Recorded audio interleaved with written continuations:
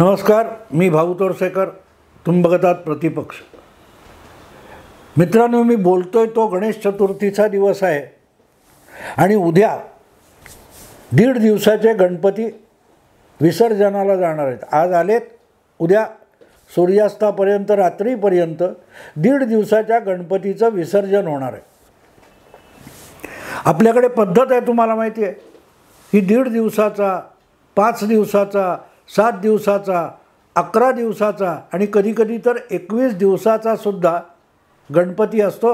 21व्या दिवशी विसर्जन होतं.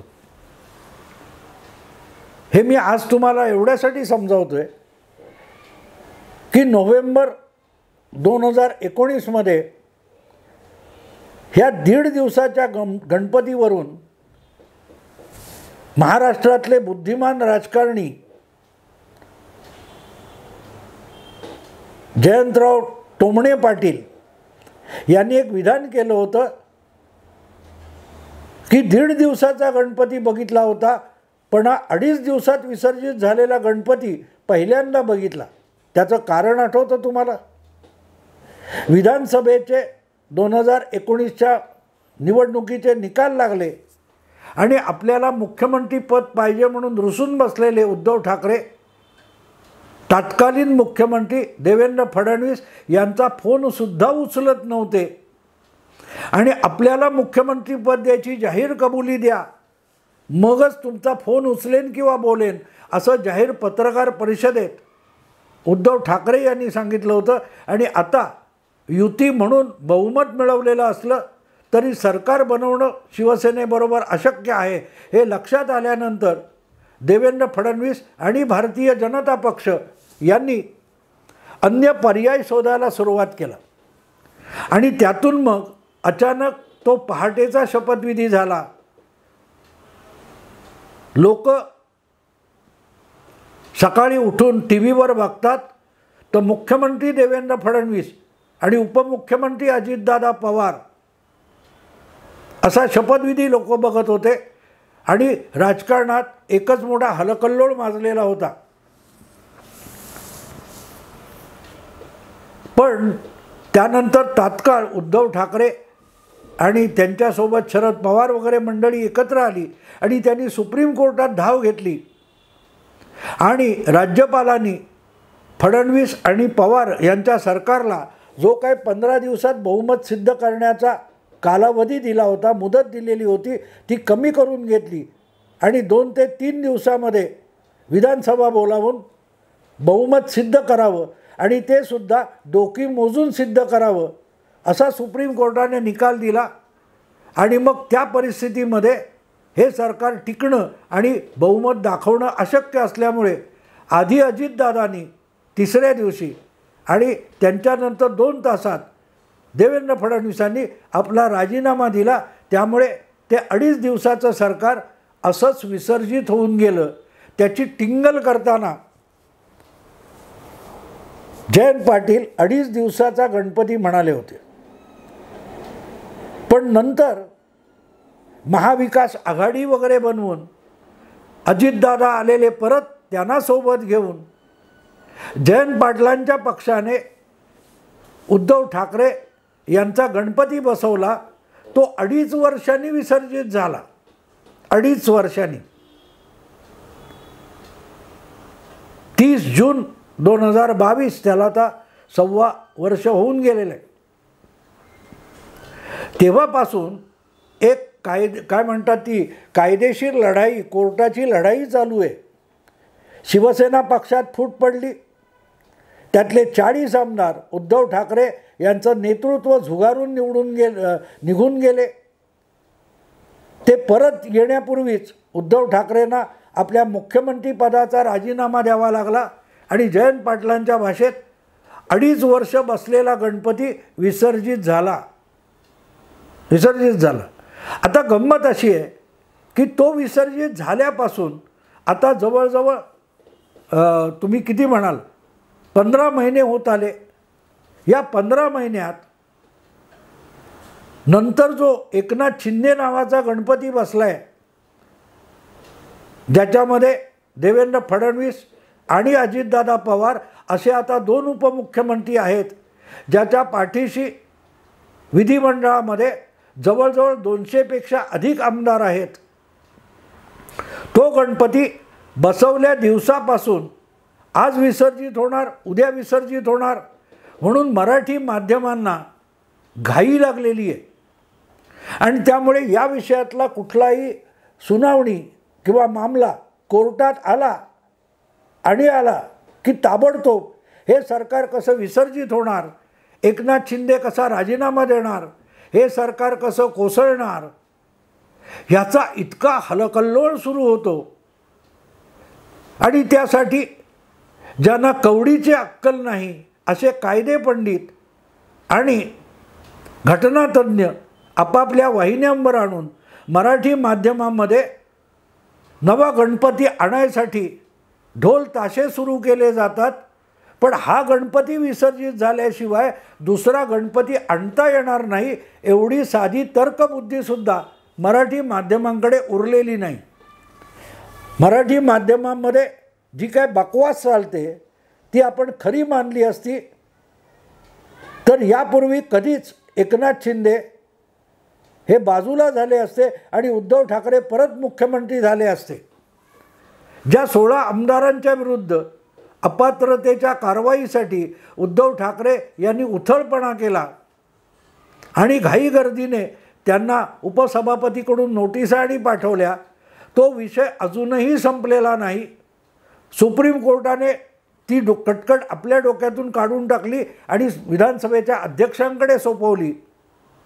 पण तरी हा विषय निघाला की लगेच पंख लावून मराठी माध्यमातले सगळे पत्रकार विश्लेषक अक्षरशः बागडायला लागतात की चालला, गेले गेले एकनाथ शिंदे गेले. उद्यापनाची आणि विसर्जनाची आरती सुरू करतात. पण आरती संपली की त्यांच्या लक्षात येतं, अरे गणपती तिथेच आहे, अजूनही तिथेच आहे. आणि म्हणून सोमवारी ज्या वेळेला या विषयातल्या 2 याचिका सुप्रीम कोर्टात सुनावणीला येणार होत्या त्याच्या 2 दिवस आधीपासूनच एकनाथ शिंदे नावाच्या गणपतीच्या विसर्जनाला सुरुवात झालेली होती मराठी माध्यमामध्ये.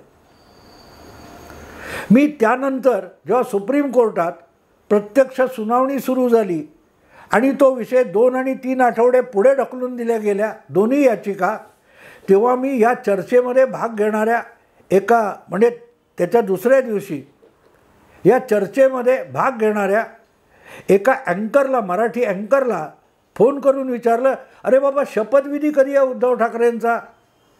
तो गांगरला म्हणाला, शपथविधी? कसा काय शपथविधी? उद्धव ठाकरेंचा शपथविधी कोणी सांगितलं?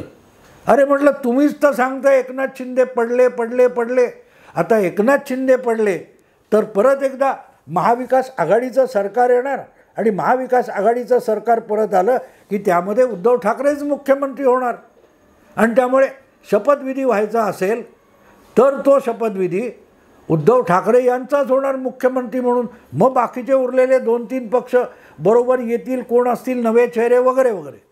पण शपथविधी हा उद्धव ठाकरेंचाच होणार. आणि भले राज्यपाल करणार नसतील तर वेगवेगळ्या वाहिन्या आपापल्या पद्धतीमध्ये उद्धव ठाकरे यांचा शपथविधीसुद्धा उरकून टाकतील. मला आठवतं मित्रांनो की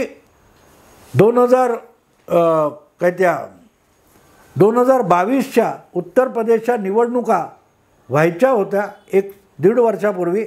आणि जो काय आता गेला योगी संपला असा सगळा ल्युटियस दिल्ली आणि हिंदी माध्यमातून काँग्रेस प्रणित पुरोगामी माध्यमातून हलकल्लोळ चालला होता, तेव्हा मी एक व्हिडिओ केला होता हिंदीमध्ये की एवढी जर तुम्हाला खात्री आहे तर विशेष प्रयत्न करा आणि अखिलेश यादवचा मुख्यमंत्री उत्तर प्रदेश म्हणून शपथविधी पण उरकून घ्या. मतदान वगैरे होत राहील, निवडणुका वगैरे होत राहील, मतमोजणी वगैरे सवडीने होईल. पण आत्ता ताबडतोब अखिलेश यादवचा मुख्यमंत्री म्हणून शपथविधी करून टाका. तर मी ज्यांच्याबरोबर तो हिंदी व्हिडिओ केला होता ते हिंदी पत्रकार सहकारी हसायला लागले म्हटलं क्या बोल रे भाऊ. म्हटलं बरोबर आहे. ह्या मीडियामधल्या, हिंदी मीडियातल्या, पुरोगामी मीडियातल्या बातम्या आणि चर्चा ऐकल्या तर योगी ऑलरेडी पडलेला आहे. तर मग मध्ये 4 महिने मिळतात, त्याच्यात अखिलेश काहीतरी मुख्यमंत्री म्हणून काम करेल ना. कारण प्रत्यक्ष मतदान होऊन, निवडणुका होतील, मतदान होईल आणि मतमोजणी होईल, त्यावेळेला तर अखिलेशला पराभूत व्हायचं आहे, तो मुख्यमंत्री होणारच नाही आहे. निवडणुका जिंकून अखिलेश मुख्यमंत्री होण्याची कुठलीही शक्यता नसेल आणि जर या सगळ्या पुरोगामी माध्यमांना अखिलेश नक्की बहुमत मिळवणार याची इतकी खात्री असेल तर त्यांनी अखिलेशचा शपथविधी उरकून घ्यावा. प्रत्यक्ष मतदानात पराभूत होऊन तोंड काळं करून घ्यायचे आहे, त्यापर्यंत 4 महिने तर अखिलेशला मुख्यमंत्री म्हणून काम करता येईल ना. अखिलेश असो की उद्धव ठाकरे असोत, 2022मध्ये अखिलेश यादवचा उत्तर प्रदेशात पराभवच झाला. हा ठीक आहे, जागा वाढल्या, भाजपच्या जागा काही कमी झाल्या, मायावतींचा तर पूर्णपणे बोरा वाजला. मायावतींच्या जागा संपल्या, त्या अखिलेशकडे आल्या, भाजपच्या काही कमी झाल्या, त्या अखिलेशकडे आल्या. पण भाजपला दुसऱ्यांदा उत्तर प्रदेशच्या निवडणुकीत थम्पिंग मेजॉरिटी मिळाली, 250 जागा मिळाल्या. हां, 325वरून 350वर आले. पण जिथे बहुमतच 205वर आहे तिथे आणखीन 70 जागा म्हणजे खूप झालं, थम्पिंग मेजॉरिटी. मुद्दा असा होता की जी निवडणूक अखिलेश खात्रीपूर्वक जिंकणार नव्हता, ती तो जिंकणार जिंकणार जिंकणार म्हणून टाहो फोडणारे होते. त्यांना मी ते आवाहन केलं होतं की तुम्हाला खात्री असेल तर तुमच्या कल्पनेतला जो निवडणूक निकाल आहे त्याच्या आधारावर कल्पनेतल्या उत्तर प्रदेशच्या मुख्यमंत्री पदावर अखिलेश यादवचा शपथविधी उरकून टाका. तसंच मी आत्ता पण म्हणेन की मराठी माध्यमांना एकनाथ शिंदे बारगळणार आहे, त्यांचं सरकार कोसळणार आहे एवढी खात्री असेल तर उद्धव ठाकरे यांचा परत एकदा शपथविधी करून टाकायला हरकत नाही. कारण उद्धव ठाकरेंनी 2019ची विधानसभा निवडणूकसुद्धा बहुमताने जिंकलेली नव्हती. ज्यांच्या विरोधात ती निवडणूक लढवली होती त्यांच्या बरोबर उद्धव ठाकरे गेले, ज्यांच्याबरोबर ती निवडणूक लढवली होती त्यांना टांग मारली आणि मतदार ज्याला नाकारतो असं सरकार उद्धव ठाकरेंनी बनवलं. त्याचं इतकं कोड कौतुक सगळ्या मराठी माध्यमांना असेल आणि त्यावेळेला उद्धव ठाकरे यांनी मतदाराच्या इच्छा पायदळी तुडवल्या आणि दगाबाजी केली, तेव्हा मतदारांच्या हक्कासाठी सुप्रीम कोर्टाकडे न जाता गाढ झोपलेले असीम सरोदे उद्धव ठाकरेंचं ते सरकार पडल्यानंतर मतदाराच्या हक्कासाठी सुप्रीम कोर्टात गेले.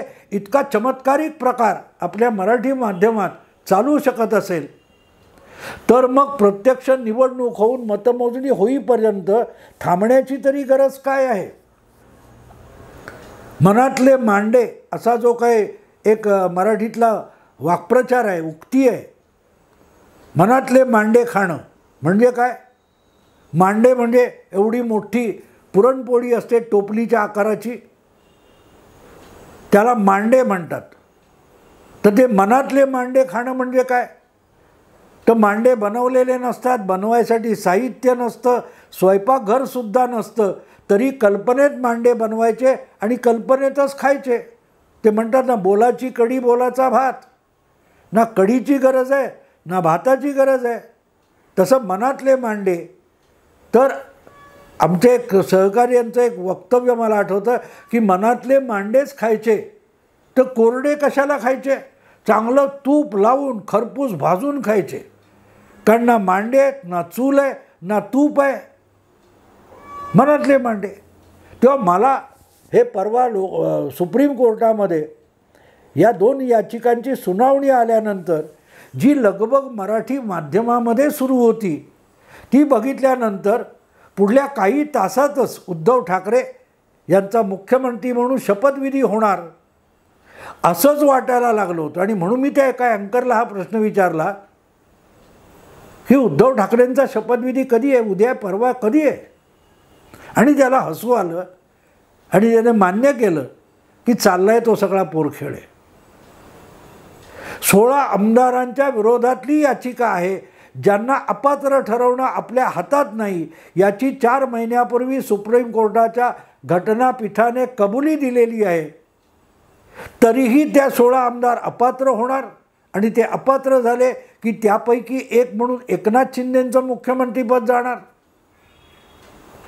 इथपर्यंत कल्पनाविलास करत न्यायचं, मूर्खांच्या नंदनवनात बागडायचं, हा जो काय पराक्रम गेली 1.25 वर्ष चालू आहे तो बघितल्यानंतर माझ्या मनातही शंका आली की हे सरकार पडायची वाट बघायला नको आहे. निदान पुढचं 1 वर्षभर 1.25 वर्ष उद्धव ठाकरेंना परत मुख्यमंत्री म्हणून कारभार करता येईल. कारण निवडणुका आल्या की पराभव व्हायचाच आहे, जसा अखिलेश यादवचा झाला. अखिलेशच्या वेळेला मी म्हटलं होतं की निवडणुकीत त्याचा पराभव होणार आहे, मतमोजणीनंतर तो सत्तेत येणार नाही आहे, तर उरलेले 4 महिने कमीत कमी त्याला संधी देऊन बघा. तसं मी इथेही महाराष्ट्रात म्हणेन की आगामी लोकसभा आणि विधानसभा निवडणुकीत मराठी माध्यमांनी जी कपोल कल्पित सहानुभूती उद्धव ठाकरे यांच्यासाठी निर्माण केलेली आहे, त्याचा मागमूस जर जनतेमध्ये नसेल तर ज्यावेळेला कधी लोकसभा आणि विधानसभा निवडणुका होतील तेव्हा उबाठा शिवसेनेला धूळ चाटावीच लागणार आहे. आणि त्यानंतर ते परत मुख्यमंत्री होण्याची शक्यता नसेल आणि मराठी माध्यमांना आजच तशी स्वप्न पडत असतील, तो स्वप्नात का होईना उद्धव ठाकरे यांचा शपथविधी उरकून घ्यावा. मराठीतल्या नामवंत अशा एखाद्या वृत्तवाहिनी किंवा वृत्तपत्राच्या संपादकाला कल्पनेतला राज्यपाल बनवावा आणि उद्धव ठाकरे यांच्या नेतृत्वाखाली महाराष्ट्रात एकनाथ शिंदे यांचं गडगडलेल्या सरकारनंतरचं कल्पनेतलं सरकार स्थापन करून टाकावं. मित्रांनो, ज्या पद्धतीत बोललं जातं, एक ते लोकमत नावाचं काय पोर्टल आहे, त्याच्यावर ते आशिष जाधव नावाचे पराक्रमी गृहस्थ बसतात. त्यांनी तर मला असं वाटतं की करोना काळामध्ये जी काय भयंकर परिस्थिती आली होती, व्हेंटिलेटर आणि त्यावेळेला ऑक्सिजनचा तुटवडा होता, तेव्हा देशभरच्या कानाकोपऱ्यात जो ऑक्सिजन पुरवण्याचं कंत्राट होतं ते आशिष जाधवांनी घेतलेलं असावं. कारण त्यांनी आज एक व्हिडिओ बनवलेला बघितला की शिंदे गटाचे आमदार गॅसवर म्हणजे ऑक्सिजनवर, कोणालाही ऑक्सिजनची गरज नसतानाही त्याला ऑक्सिजनवर ठेवण्या इतका प्रचंड ऑक्सिजन साठा ज्या आशिष जाधवांकडे आहे, तो माणूस किती पराक्रमी असेल याची नुसती कल्पना करा. गेली 1.25 वर्ष शिंदे गटाच्या आमदारांना गॅसवर ठेवून त्यांना गरज नसतानासुद्धा ऑक्सिजनचा पुरवठा हे असे जे आशिष जाधवसारखे मराठी पत्रकार आहेत ते करतायत. आणि तो ऑक्सिजन नको नको म्हणायची पाळीसुद्धा कोणावर आलेली नाही. इतकं ऑक्सिजन म्हणालो ना, ऑक्सिजनचा स्टॉक नाही तरी गॅसवर ठेवायचं, ऑक्सिजनवर ठेवायचं, याला मनातले मांडे म्हणतात. कुठेही काही झालं नाही, सुनावणीसुद्धा झाली नाही आणि यांनी शिंदे गटाच्या आमदारांना गॅसवर ठेवले. मला असं वाटतं की करोना काळात ज्या मोठमोठ्या सुविधा उभारल्या आणि त्यात घोटाळे झाले त्यामधले हे सुद्धा कंत्राटदार होते की काय.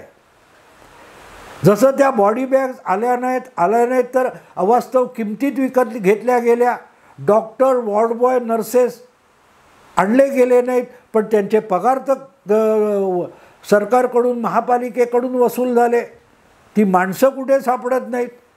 त्या पद्धतीचा ऑक्सिजन आशिष जाधव यांच्याकडे असेल तर मग असं वाटतं की करोना काळातला ऑक्सिजनसुद्धा याच आशिष जाधवांनी पुरवठेदार म्हणून पुरवला होता का. काय गंमत चालली आहे मित्रांनो. रस्त्यावर तुमचा वाचक उरलेला नाही, तुमच्या चॅनेलला आता TRP मिळत नाही, तरी अक्कल ठिकाणावर येत नाही आहे. हां, जे कोणी काँग्रेसचे, शरद पवारांचे, उद्धव ठाकरेंचे पुरस्कर्ते आणि चमचे आहेत ते अगत्याने तुमचं ऐकत असतील, कारण त्यांनासुद्धा मनातले मांडे खायचे आहेत. परत एकदा उद्धव ठाकरे, परत एकदा महाविकास आघाडी, हे ज्यांना ऐकायचं आहे त्यांच्यासाठी मनातले मांडे बनवायचे, मनातला काल्पनिक ऑक्सिजन तयार करायचा. त्यांना पाहिजे म्हणून शिंदे गटातल्या आमदारांना ऑक्सिजनवर ठेवायचं, गॅसवर ठेवायचं. हा धंदा जो काय चालू आहे त्यांनी वस्तुस्थिती बदलत नसते, वस्तुस्थिती बदलत नसते. आणि त्यामुळे लवकरच असे जे कोणी पुरोगामी पत्रकार, माध्यम विश्लेषक आहेत ते लवकरच गणपती विसर्जन होण्यापूर्वी महाराष्ट्रामध्ये उद्धव ठाकरे यांचा मुख्यमंत्री म्हणून शपथविधीसुद्धा उरकून घेतील याविषयी माझ्या मनात शंका नाही. बघू, अनंत चतुर्थीपूर्वी, अनंत चतुर्दशीपूर्वी उद्धव ठाकरे या कल्पना विश्वातल्या काल्पनिक महाराष्ट्राचे मुख्यमंत्री होतात का?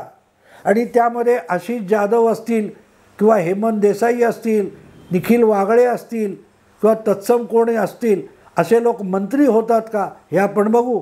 अर्थात त्यांच्या कल्पनेत काय चाललं आहे हे बघण्यासाठी आपल्याला त्यांचे व्हिडिओ किंवा लेख वगैरे वाचणं भाग आहे.